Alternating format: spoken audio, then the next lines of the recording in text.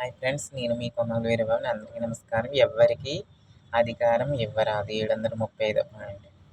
అనర్హులకి అధికారం అప్పగిస్తే అది శత్రువశం అవుతుంది. యోగ్యత, అర్హత లేని వారికి అధికారం అప్పగిస్తే అది ఇతరులు ఆక్రమించుకుంటారు, లేదా ప్రజలు అనేక రకాలైన కష్ట నష్టాలకు గురవుతారు వారి వల్ల. అందుకని అధికారం అందరికీ కట్టబెట్టరాదు. ఎవరు సమర్థులైతే, ఎవరిది ఈ పదవికి న్యాయం చేయగలరో వారికే కట్టబెట్టాలి.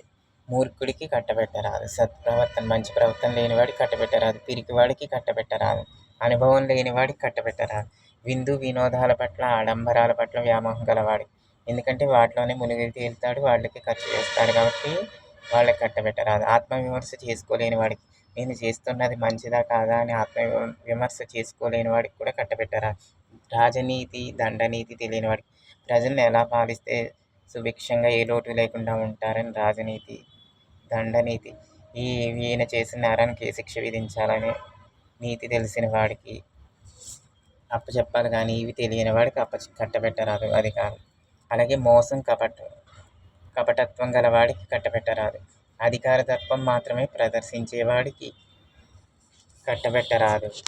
నేను చేస్తే ఎంత, నా మాటే వినాలి, నేను చెప్పినట్టే చెయ్యాలి, నేను ఏమైనా చేస్తాను, నన్ను అడిగేవాడు చేసేవాడు లేడు అనే అధికార దర్పం మాత్రమే ప్రదర్శించేవానికి కట్టబెట్టరాదు. ప్రజలను, ఆశ్రితులను రక్షించే వీరత్వం లేని వాడికి కట్టబెట్టరాదు. ప్రజలను, ఆశ్రితులను రక్షించాలి. ఆశ్రితులు వస్తే, నిన్ను ఆశ్రయిస్తే వారికి పని చెప్పాలి, భోజనం పెట్టాలి, తిండి, బట్ట, గూడు, కనీస అవసరాలు కల్పించాలి. ప్రజలను అలా చూసుకోవాలి.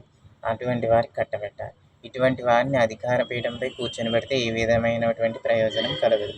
ఓకే ఫ్రెండ్స్, ఈ పాయింట్స్ నచ్చితే లైక్ చేయండి, షేర్ చేయండి, కామెంట్ చేయండి, సబ్స్క్రైబ్ చేయండి. Thank you.